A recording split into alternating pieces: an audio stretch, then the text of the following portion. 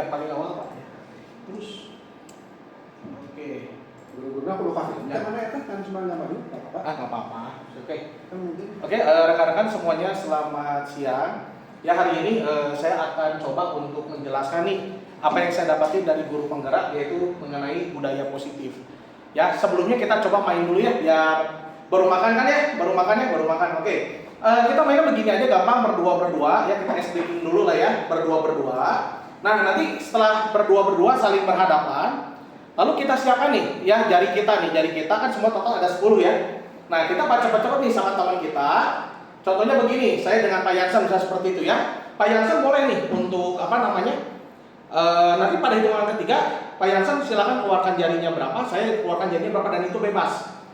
Setelah itu ya, maka jari yang ada di tangan kita dijumlahkan dengan jari yang ada di tangan teman kita. Ya, ini contoh misalnya kayak misalnya saya ada 1, 2, 3. Nah, saya 4, Pak Yansen 4. Jadi langsung 4 dikali 4. Pak cepet-cepet kita harus jawab perkaliannya yaitu adalah 16 seperti itu. Oke, jelas ya rekan-rekan ya. Tapi nggak boleh 1. Kalau 1 kan gampang gitu ya. Jadi intinya yang ada di tangan kita jumlahkan, lalu kita kalikan dengan jumlah jari yang ada di teman kita. Yuk kita berdua dulu, siap? Apalagi kan lebih susah mah dibagi pi Pak sekali. Oh, bagi pi. Oke, kita coba dulu ya. Yuk kita main dulu berdua. Oke, siap ya. Yuk. Kita berdua siap. Hitungan ketiga ya. Oke. Kalau hakim jari satu kan. Ayo. Kanan beda boleh ya? Boleh kiri kanan bebas ya. Siap ya. Ayo Pak Iling, siap. Yang 3 kali menang ya. Oke, siap ya. 1 2 3 hop. 70.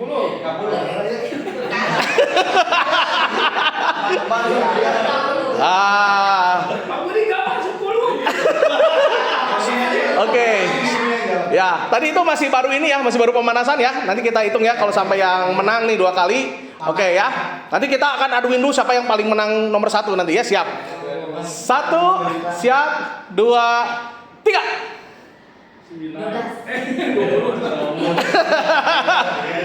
Oke, siapa yang menang? Oke. Satu sama ya. Oke, kalau nggak satu sama atau tadi satu dulu. Oke, siap. Siap ya. 1 2 3 hop.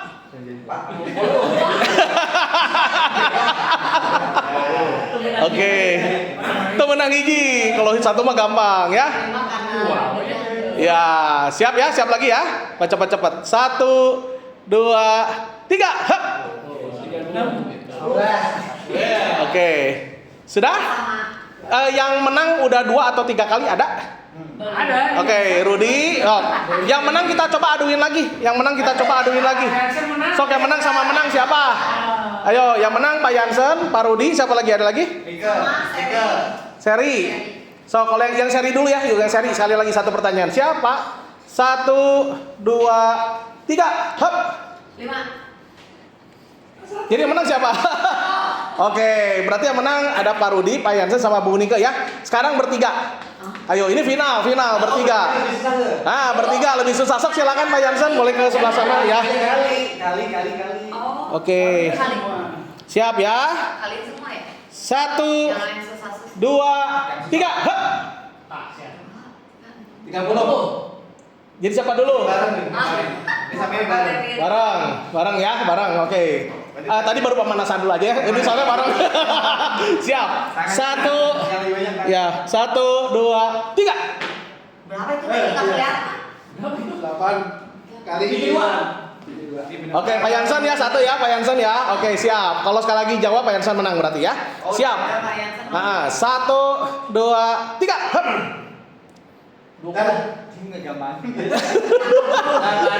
Oke, Pak Yansen menang ya, tepuk tangan buat Pak Yansen ya. Oke, luar biasa ya. Nah kalau udah menang kita coba kasih namanya tepuk salut. Gimana caranya? Tak jempol, oke Pak. Kasih jempol. Salut, oke? Oke, siap ya? 1 2 3. Kasih jempol. Salut. Oke, terima kasih Pak Yansen ya. Nah, itu rekan-rekan kalau saya di Guru Penggerak biasanya sebelum kita mulai sesi itu seperti tadi. Ya, lalu yang kedua juga setelah tadi kita mulai dengan ice breaking, berikutnya itu adalah kita mengadakan dulu namanya keyakinan kelas. Ya, nah keyakinan kelas itu apa? Keyakinan apa saja sih yang kita akan sepakati nih dalam acara untuk hari ini penjelasan dari budaya positif seperti itu ya. Oke, ada nggak rekan-rekan yang mau menambahkan kira-kira apa aja sih yang akan kita lakukan untuk hari ini, keyakinannya apa aja?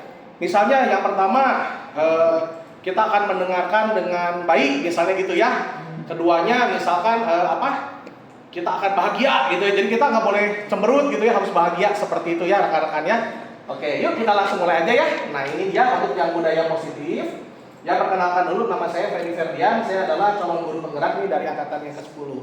Nah oke, kita lihat yang berikutnya. Nah ya, diklik aja Pak, tampilkan layar penuh. Nah bisa nggak? Kayaknya internetnya apa ya? Oke. Nah, oke. Halo semuanya, perkenalkan nama saya Freddy Ferdian SD.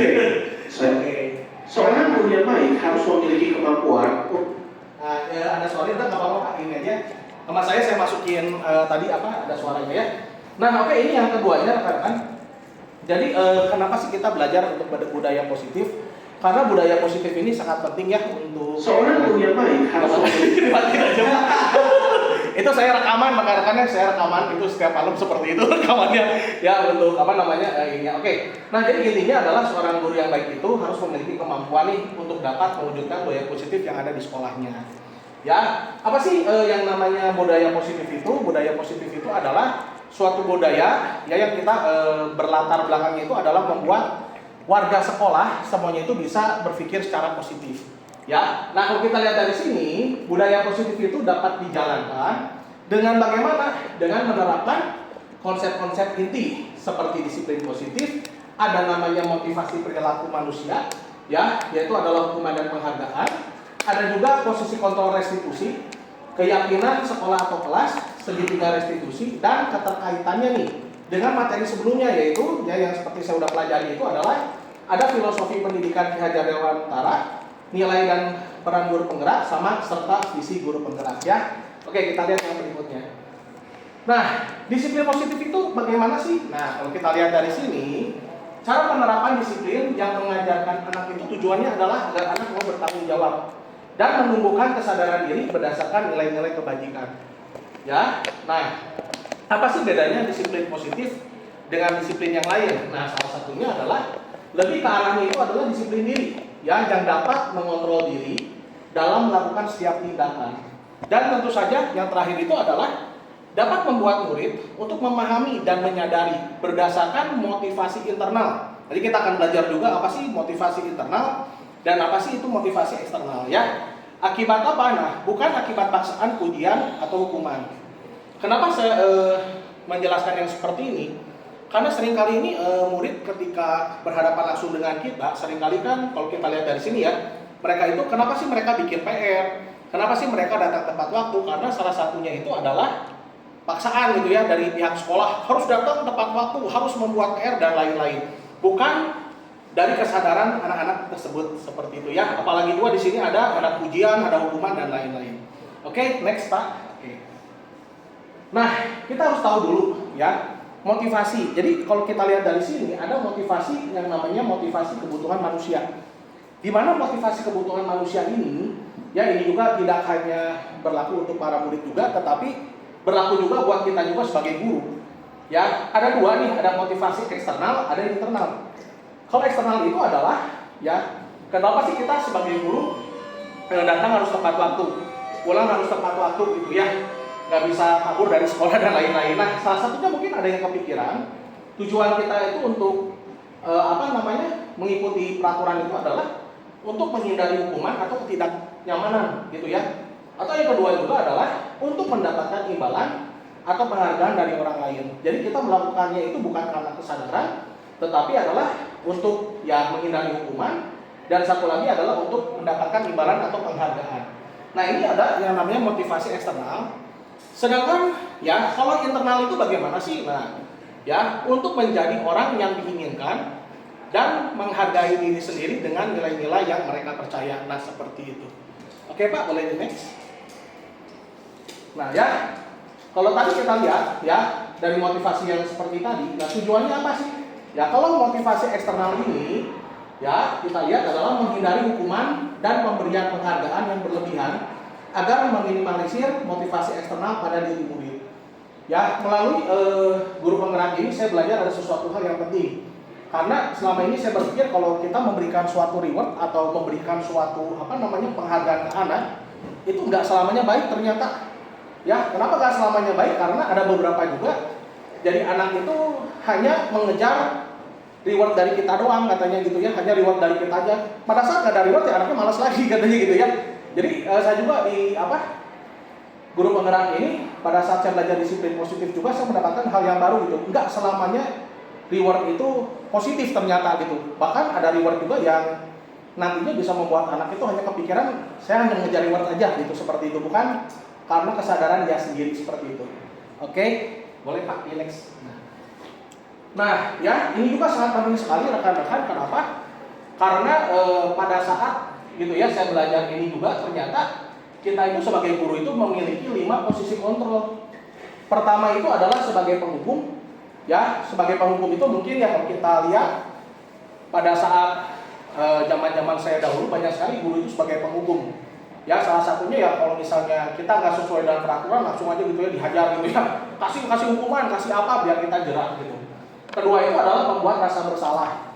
Ya, membuat rasa bersalah ini kadang-kadang ya kita juga masih suka melakukan ini juga di kelas. Misalnya ada anak tidak membuat PR, bahkan nilai jelek terus, lalu di situ kita ya berbicara kepada anaknya gitu ya, coba kamu teh pikirin orang tua teh udah bersusah payah cari uang gitu ya buat kamu, sehingga anaknya juga nanti akan ngurung gitu, oh ya kesian juga ya papa mama saya seperti itu udah cari duit buat saya gitu. Jadi akhirnya anaknya merasa bersalah, ya setelah itu dia jadi ya dia ada perasaan nggak enak gitu ya, karena kenapa ya dia sudah berbuat salah seperti itu. Ketiga itu ada posisi kontrol itu sebagai teman. Dimana kalau sebagai teman itu ya berarti ya kita berada di posisi kita ya setara dengan murid-murid kita, dimana kita juga bisa untuk ngobrol bareng dengan mereka gitu ya ketika mereka ada masalah dan lain-lain ya. Tetapi ada juga beberapa posisi juga nggak selamanya gitu ya menghukum, membuat rasa bersalah teman itu salah gitu, enggak seperti itu. Atau yang keempat itu sebagai pemantau. Kalau pemantau itu kita hanya tugasnya hanya memantau saja gitu ya, kita hanya melihat aja oh sini nggak bikin PR nggak apa, kita hanya mantau saja tanpa kita tidak memberikan suatu tindakan apapun. Nah, sedangkan yang paling bagus gitu yang saya pelajari dari posisi kontrol seorang guru itu adalah sebagai manajer. Dimana sebagai manajer ini adalah ketika anak menghadapi suatu masalah dan lain-lain, kita panggil anaknya, kita cari dulu kenapa anak tersebut bisa melakukan hal yang seperti itu. Lalu setelah itu juga kita bersama-sama duduk dan kita cari solusi sehingga anak tersebut tidak mengulangi kesalahannya seperti itu lagi gitu ya. Oke, boleh Pak, next. Nah, ya yang tadi ya. Nah, manajer ya yang seperti tadi ya. Jadi yang diharapkan dari 5 posisi kontrol tersebut adalah guru sebagai manajer. Nah, kalau kita lihat di sini nih, manajer itu apa sih? Ya, guru berbuat sesuatu bersama murid. Jadi ya kita harus bersama dengan murid, mempersilahkan murid mempertanggungjawabkan perilakunya dan mendukung murid agar dapat menemukan solusi atas permasalahannya sendiri. Ya, seperti ini. Dan posisi manajer juga mengacu pada restitusi yang dapat menjadikan murid sebagai manajer bagi dirinya sendiri sehingga tercipta identitas positif atau berhasil pada diri murid.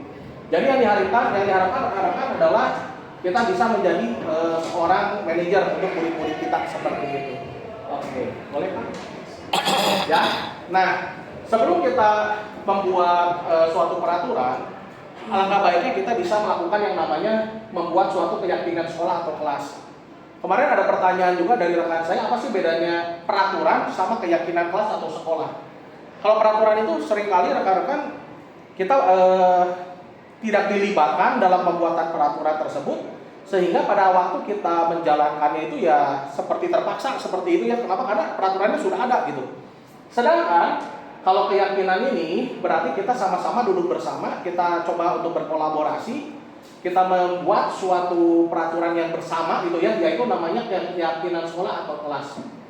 Nah, kita lihat di sini ada guru berperan dalam mewujudkan terbentuknya keyakinan sekolah atau kelas dengan adanya kesepakatan antara guru dan murid. Jadi intinya adalah adanya kesepakatan ya antara guru dan murid. Jadi peraturan itu bukan hanya dibuat dari satu pihak saja, ya. Lalu keyakinan sekolah atau kelas bisa berupa pernyataan universal yang mudah diingat, dipahami dan harus diterapkan dalam lingkungan sekolah. Ya, jadi kita harus mudah diingat agar bagaimana? Agar ketika anak atau warga sekolah melanggar suatu keyakinan tersebut, kita bisa untuk sama-sama mengingatkannya kembali gitu seperti itu.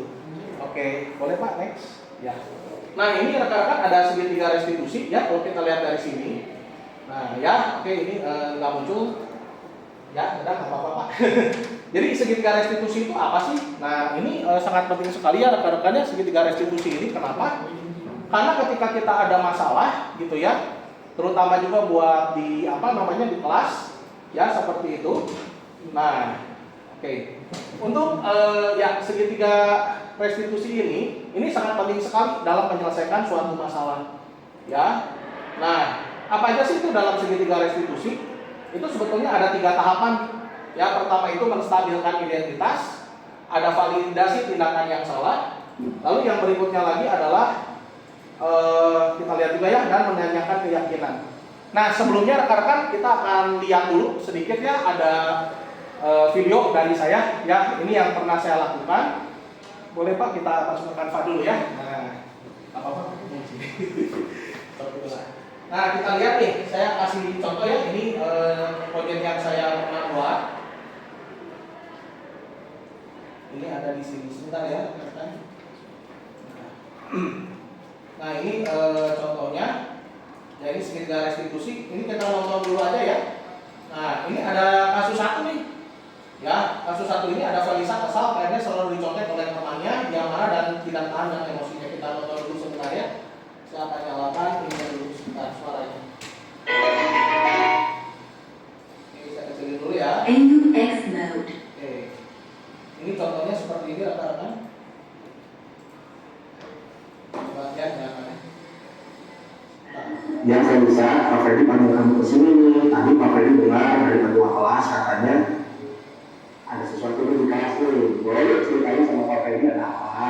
Ya Pak, saya berantem sama si Alvin. Oh, berantem sama Kavin, kenapa? Seperti ini. Kesel banget sama dia. Waduh, kesel banget ya. Ini real pasti dengan Pak. Ini Oh, real ya? ya, betul Pak Leo. Iya lah. Wajar kalau seperti itu ya, Pak Freddy pun kalau berada di posisi kamu, Pak Freddy pasti marah. Kenapa? Nah, ini namanya tahap menstabilkan identitas. Jadi kita berada di posisi murid tersebut ya. Dengan bagus dan benar seperti itu. Nah, lalu apa yang kamu lakukan kepada Kavin? Nah, ini menanyakan keyakinan. Maki terus ya, ada sengaja sih saya beberapa minggu. Oh, oke seperti itu. Pasti aku berbuat seperti itu ada alasannya. Kita menanyakan alasannya itu seperti apa gitu. Kesian banget sih bilang. Ya sih, kalau Pak Freddy berarti wajar dong kalau kita marah juga. Kenapa kita wajar nanti kalau seperti itu kita marah? Karena ya pekerjaan kita ya tentu saja. Nah itu dicoba dong, ya kita udah susah aja lalu dicoba pekerjaan kita dengan orang mungkin yang belajar seperti itu. Nah, Bapak menghargai tindakan kamu yang tidak lebih ya, dari itu ya. Kita menanyakan keyakinan namanya. Ya, kalau komputer waktu itu kan, nanti kalau misalnya kita lagi marah, itu bisa komputer gitu ya. Bisa kamu yang marah itu nggak kasih kan itu nanti akan membuat sesuatu hal yang ya lebih jauh gitu ya, membuat suatu kesalahan yang lebih jauh. Maka ini menghargai untuk tindakan kamu yang tidak berbuat lebih jauh seperti itu. Nah, sekarang coba kita menyelesaikan masalahnya gitu. Keyakinan kelas apa sih yang sudah kamu angkat? Nah, keyakinan kelas lagi. Nah, dari temannya, di keyakinan kelas kita salah satunya ada untuk kita bisa menghargai teman. Nah, menurut kamu menghargai teman itu penting nggak? Penting ya. Nah, kalau kamu sudah merasa bahwa itu ada sesuatu hal yang penting, sekarang apa yang harus kamu lakukan ketika kamu marah harusnya? Nah, kita balikan lagi ke anak kita ya. Oke, ya sabar, tidak terlalu emosi seperti itu ya. Nah, sekarang apakah kamu bersedia untuk memperbaiki masalah ini dengan Kavin? Iya Pak. Oke, apa yang akan kamu lakukan? Ya kedepannya saya paling sabar, Iya. Iya. Kalau misalnya ada kejadian ulang kayak gini saya akan langsung berburu. Oke, tepat sekali tindakan kamu ya. Terima kasih sudah berdiskusi dengan Pak Freddy ya. Oke, terima kasih Vanessa. Ibu silakan. Nah, seperti itu rekan-rekannya ya, penggunaan untuk segitiga restitusi. Ya. Nah, lalu yang berikutnya, kalau kita lihat lagi, ini kasus yang pertama.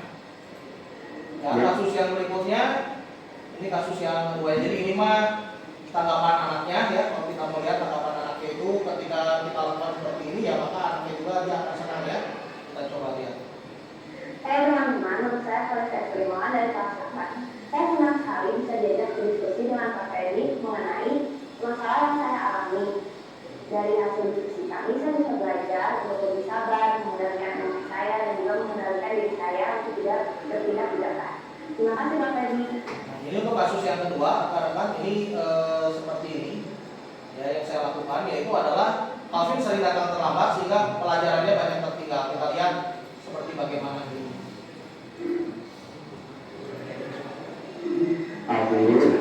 Ya, Pak Feby panggil ke sini, kita sedang diskusi. Oke, kita lihat ya. Pak Feby menceritakan kabar dari guru tiket, katanya Alvin akan terlambat. Betul, Alvin? Betul, Pak. Oke, udah berapa kali Alvin akan terlambat? Dari 5 kali. Sudah 5 kali. Ini pertama kita tampilkan identitasnya dulu ya. Itu suatu kesalahan, Pak. Suatu kesalahan, Pak. Iya, ya. Oke, berbuat kesalahan itu sesuatu hal yang manusiawi lah. Kenapa? Karena setiap orang juga pasti pernah berbuat salah, termasuk Pak Feby juga. Tetapi yang penting adalah kita mau nggak kita untuk memperbaiki kesalahan tersebut dan kita mencari solusinya dan tidak melakukan kesalahan itu kembali ya. Nah sekarang lalu kita cari solusinya Alvin. Kalau Alvin datang terlambat tidak pasti kan ada alasannya nih. Alasannya kenapa Alvin bisa datang terlambat? Karena saya sering banget Pak main HP, main game itu pas sampai malam-malam. Oh sampai malam begitu ya. Oke, Alvin mau pindah kelas juga? Tahu nggak? Tahu. Jadi kita samakan kembali keyakinan kelasnya ya. Nah, disiplin bermasalah disiplin ya. Nah, kalau menurut Alvin disiplin itu penting nggak? Menurut saya penting Pak agar kita bisa menghargai waktu. Jadi saya tidak maaf. Nah, oke, tidak akan kami meminta maaf itu adalah sesuatu hal yang luar biasa ya, sesuatu hal yang sudah benar. Nah, seperti yang tadi Alvin bilang, disiplin itu sesuatu hal yang sangat penting. Kenapa? Karena dengan disiplin kita berarti menghargai waktu, kita juga bisa menghargai dan juga orang-orang yang ada di sekitar kita juga. Nah, sekarang kita akan coba cari solusinya buat Alvin. Kira-kira apa nih yang akan Alvin lakukan kalau Alvin tidak terlambat? Saya tidak akan begadang lagi Pak dan tidur di awal. Oke, bagusnya nanti juga Pak Feby akan bantu juga, Pak Feby juga nanti akan coba untuk berkomunikasi dengan orang tua kamu. Yang mungkin ketika Alvin nanti nih malam-malam misalkan kurang tidur dan lain-lain, yang belum tidur dan lain-lain, nanti itu orang tua juga akan membantu ya, mengingatkan Alvin dan nanti juga orang tua juga akan bantu untuk membangunkan Alvin. Oke, Pak Feby sangat senang sekali nih hari ini bisa diskusi dengan Alvin. Alvin tetap semangat ya. Oke, terima kasih Pak Feby dari kembali ke kelas. Terima kasih Alvin ya. Terima kasih. Ya, silakan. Ya, inilah contoh untuk penggunaan untuk segitiga restitusi ya rekan-rekan ya. Oke.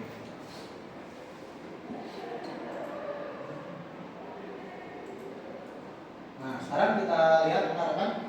Jadi intinya ya ketika kita melakukan suatu segitiga restitusi itu adalah guru itu bisa berperan sebagai manajer ya. Sebentar saya masuk suaranya. Ya, ada suaranya ya. Soalnya saya rekam. Oke, jadi intinya adalah segitiga restitusi ini dalam penyelesaian masalah itu adalah guru berperan itu sebagai manajer menggunakan segitiga restitusi dalam penyelesaian masalah. Tujuannya adalah satu gitu ya, bukan kita membuat murid itu menjadi merasa bersalah dan lain-lain, tetapi tujuannya adalah menghasilkan murid yang mandiri dan bertanggung jawab. Inilah tujuannya. Nah, lalu yang berikutnya kita lihat. Ya. Nah, apa sih kaitannya nih? Tadi kita kan belajar tentang budaya positif gitu ya. Ternyata budaya positif ini ada hubungannya dari filosofi dari Ki Hajar Dewantara, nilai dan peran guru penggerak sama visi guru penggerak. Ya, jadi yang pertama adalah dengan menjalankan budaya positif di sekolah, tujuannya apa sih? Maka akan mempermudah nih dalam tercapainya tujuan pendidikan nasional sesuai dengan filosofi dari Ki Hajar Dewantara, yaitu pendidikan yang berpihak pada murid dan bersifat menuntun tumbuh atau hidupnya kekuatan kodrat yang ada pada murid. Jadi tujuannya lagi adalah kepada murid, dan murid. Itulah dari filosofi KHD. Lalu untuk nilai dan peran guru penggeraknya apa? Coba kita lihat. Nah, ya, budaya positif dapat terwujud jika seorang guru itu memiliki ada 5 nilai guru penggerak. Apa aja sih? Ya, 5 nilai guru penggerak itu. Pertama ada yang berpihak pada murid, kedua mandiri, reflektif, kolaboratif, dan inovatif. Di mana budaya positif ini dapat terwujud dengan mendorong kolaborasi nih antar semua warga sekolah dengan adanya keyakinan sekolah yang harus disepakati dan dijalankan bersama. Jadi nggak bisa gitu ya yang namanya budaya positif ini hanya dilakukan oleh guru saja atau oleh siswa saja, tetapi harus semua aspek yang ada di sekolah, yaitu warga sekolah, dengan bersama-sama menjalankan keyakinan sekolah yang harus disepakati bersama terlebih dahulu. Ya, oke, kita lihat yang berikutnya.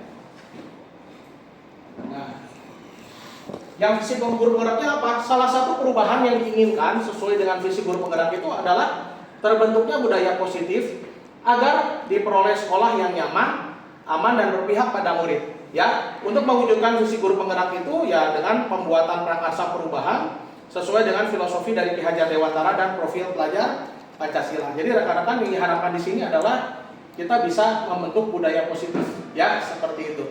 Oke, kita lanjutkan. Nah, ya refleksinya ya, kalau kita lihat nih, sejauh mana pemahaman Anda tentang konsep-konsep inti yang telah Anda pelajari di modul ini? Adakah hal-hal yang menarik untuk Anda di luar dugaan? Jadi di sini saya menjawabnya seperti ini, rekan-rekan. Ya, nah, saya sudah memahami nih konsep-konsep intinya ya dalam modul budaya positif ini berkaitan dengan disiplin positif. Ada teori kontrol, ada teori motivasi, ada hukuman, dan juga penghargaan. Ya, di sini banyak banget ya. Ada posisi kontrol guru yang tadi ada 5. Kebutuhan dasar manusia juga, ada keyakinan kelas, dan segitiga restitusi. Seluruh konsep ini tersebut nih harus kita resapi nih dalam diri dan diwujudkan dalam tindakan dan dibagikan pada rekan guru di sekolah. Jadi melalui hari ini pun sama ya di KKG ya, di KKG IPA ini saya memberikan materi-materi yang sudah saya dapatkan di guru penggerak. Oke, sekarang yang berikutnya. Ya, ada nggak sih hal yang menarik? Nah ya, hal yang menarik itu bagi saya dan di luar dugaan saya itu adalah saat saya mempelajari motivasi perilaku manusia yang berupa penghargaan seperti yang tadi rekan-rekannya.